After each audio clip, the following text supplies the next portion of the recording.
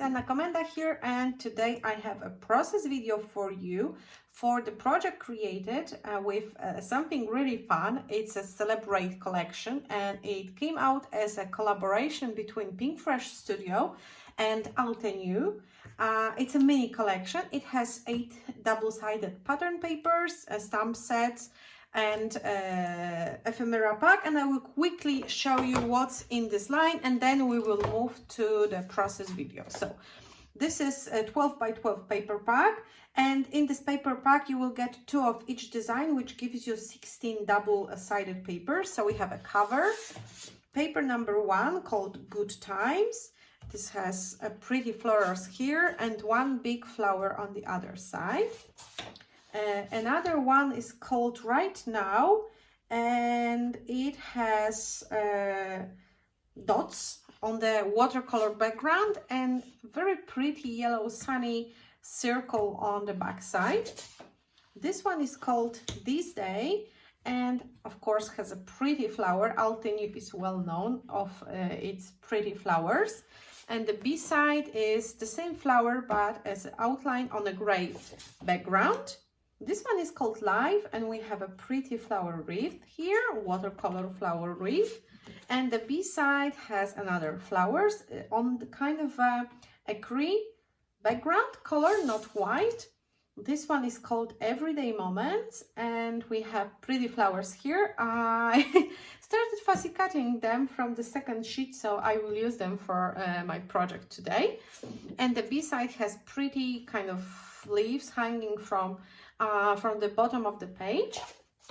This one is called Always and has vases with flowers inside. And this one is such a pretty dreamy kind of mixed media background, perfect for layouts, of course. This one is called Progress and has similar flowers but with black outlines. And the B side is another dreamy watercolorish background. And the last one is called This Story and has this pretty flower cluster, which can be perfect base for layout. You just need to add picture, a few small embellishments around it, and the page is done. And the B side has another dreamy watercolor background. So those are 8 papers. And I will also show you the stamp sets. We have 2 stamp sets with coordinating dies. So this one is called Celebrate Today, and we have a flower cluster as one stamp, plus some smaller inscriptions. Everyday Moment, Today, Right Now, Every Little Thing, Good Times, You, This is totally worth celebrating, and Celebrate. And the matching die, you only cut out the outline of the flower bouquet. And the second one is called Celebrate Us and has this layered stamp. This is like a signature stamp type for Altenew. So you start with the outline and then you fill it with the layers. Here is the layering guide, and you will end up with flower like this. You can better see it here because this is the coordinating die, and you get outline of the flower, but you also get a word, thankful, with a kind of a shadow of it. So you can use it as a single die, or you can nest one over another, and you will get this pretty flower. So those are 2 stamp sets included into this mini Celebrate collection. And we also have ephemera pack with 37 pieces inside, and here are all the pieces that are included into the collection. You will get flowers, some words. I will quickly show you. So we have frames, flower wreath, for you, arrow, no embellishment. I'm looking for a word. Journaling, yeah, journaling spot, more frames, more journaling spots, some flower clusters, more flowers, and word happy, be happy, another arrow, more flowers, another arrow, yeah, and another flower, So see, and we have also hello, and we have love, and more flowers in here. So this is all that's included into this mini collection. And now we will jump to the video where I am going to show you how to make a page using those elements. So see you soon. Bye. I am back, and I'm starting with this stamp set from Celebrate collection, and a picture that it's not usual for me because I fussy cutted persons from the background. It is my wedding photo. So I'm stamping this flower cluster over the 12 by 12 watercolor paper background. It's a new stamp, so I'm just trying to kind of prepare it to hold the ink nicely. And I'm using scrapbook.com embossing ink, which is really great quality and it sticks really well. I stamped it once and now I am adding a white embossing powder over it. I think it is Stampendius. I'm not sure, but it's a fine detail powder, and I'm just melting it on the paper, and I am going to do exactly the same thing twice on the other kind of end of the paper. So I will have two flower clusters in the middle section, and I am going to color them using Pinkfresh Studio acrylic paints. I picked four colors, not acrylic, oh my god, watercolors. I picked colors called Bubblegum, Candy Apple, Clementine, Sunshine, Emerald City, and Key Lime. And I'm just dropping a little bit of color over my glass mat. They are very concentrated, so you don't need a lot of color to get really vibrant projects. And I am painting over the flowers. I'm trying to keep it pinkish, reddish, orange-ish color palette because the collection has similar colors. And as you can see, I'm not going into any specific detailed painting. I'm just painting it whole with one color, each flower with a little bit different shade. I am mixing colors together to get better shades. And I'm also adding a lot of water around the flower, making the colors flow out from the outlines to create kind of more watercolory, messy background, because I don't only want them to be painted like clusters, I want everything to kind of connect in the background. So I am painting the flowers. Both clusters will be painted in the same way, and both clusters are like extended to the outside of the flowers. As you can see, I am painting the flower and then adding water. I don't want the paint into the flowers um, to dry, because otherwise I won't be able to move the pigment for the outside of the shape. So you have to work partially, not like the all first flowers, then leaves, and then add water. You have to do it gradually. I'm doing the same with the green leaves, and I am adding a little bit of darker green. It's a merle green to connect those colors to create a different shade of the green color. You have to remember that when it comes to watercolor paints, they seems very vivid when they are wet, but when they are dry, they kind of lose a lot of vibrance. So wet ones are very, I would say, saturated, and this is sometimes the effect I prefer more. And then I feel a little bit like disappointed that the painting or the background didn't turn out as colorful as it was when it was wet. But well, this is something you have to get used to it when you paint with watercolors.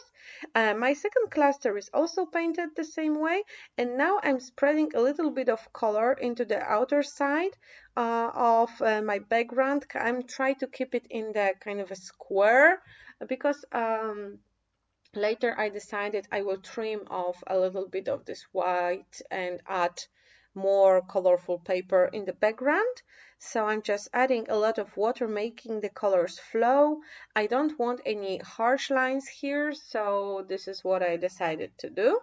And when the background was drying, I fussy cutted a lot of flowers from one of those papers.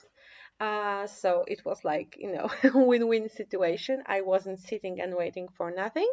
And this is the paper I chose for the background. This is also from Celebrate collection.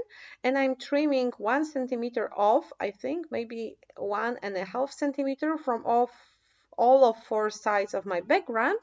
And I will, thanks to that, I will get a nice frame of different color around this design.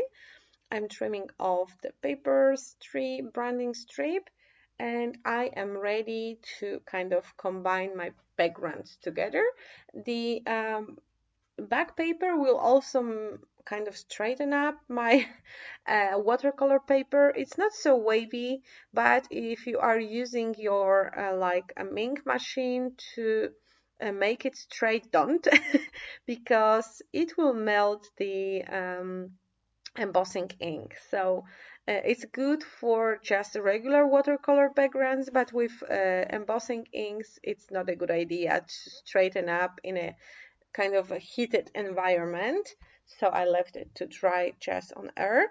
And I am playing with bits and pieces from ephemera pack to kind of fill those tears, because I teared out the paper a little bit, and I choose the reef and the journaling ticket spot, or I don't know how to call it, and I'm filling those blanks. This is, I have to say, this is very unusual design for me. First of all, well, I love watercolors, but it usually seems less romantic, I would say more graphic, and I'm also not such a big fan of tearing paper because it reminds me more of the shabby or a vintage style projects, which of course I do not do. Well, I almost do not do them because I prefer this more like a colorful American crafts type of style. And I do not also fussy cut picture from the background often. But I was married 13 years ago and I didn't scrapbook then and also sew around all the background. And I didn't know how important good pictures are when I was getting married. So my wedding photos are horrible and really, really horrible. So I need to be very creative with using them. And this one, we are posing nicely, but the background was horrible. I even had a trash bin on the background. So the photograph, yes, because I hired photograph. Well, it wasn't a professional one. Well, I paid him a lot back then, but I didn't know how to check if the pictures he will provide are good or not. So, well, I cannot turn back the time, so I can only work with what I have. I'm not that young and pretty and skinny anymore that I was 13 years ago, so I'm not going to redo the wedding. Well, we could do like I don't know how to call it in English. Those things they do in the movies when they um, take like a second wedding, like renewing the vows, but it's not common in Poland. We do not do that. So yeah, this is all what I've got. I glued down the flowers in the bottom so it looks like we are standing on the cloud of flowers. I used 3D foam square for some of them and to create this very dimensional effect, more dimensional. And I'm also adding the word love, and underneath there are two words. I don't remember what is written there, but they are cut out from one of the ephemera pieces, and I'm adding more flowers to kind of make everything float around. I don't know. To be honest, I act when I scrapbook without thinking, so it's really hard to tell to you now what made me do things like this. It just felt right to add more flowers around to make it more like a busy page. But why I did it, I don't know. It's not like a written rule. It was just following my, let's say, instinct, heart. I don't know. So I'm adding more flowers because when I added them up, I needed a few of them down on the bottom of the page, and it's kind of evolving. Um, because I have my picture cut it out into just two silhouettes, I didn't cover my painted flowers in the background. And I'm sorry for the rays of light. I didn't notice it when I was scrapbooking, but then when I was editing videos, I was like, what? How it is possible? Well, I assume that it's worse when you're watching it on the camera than when you are scrapbooking on your desk. Maybe eyes are more adjustive. I don't know. So it's good to have a silhouette with this kind of background because more of the background is picking up from behind. And at first I was going to use like a colorful picture, well, semi-colorful because the dress was white, the suit was gray, but then the colors were like too warm, so I printed out the picture again and I made it in the black and white version, but I also cut it out a piece of my head when I was fussy cutting. I wasn't, I wasn't paying too much attention, so my head is a kind of flat, but I was too lazy to do it the first time. And after everything is settled down and glued down, I used pink bubble gum to splash around to add more mess. And the project is finished. Oh, this is where I realized I have the rays of light on the background. And this is how it looks on the close-ups. Check the description box for all the links. Let me know if you like this collection as much as I do. Thank you so much for stopping by and see you soon in the next video. Bye!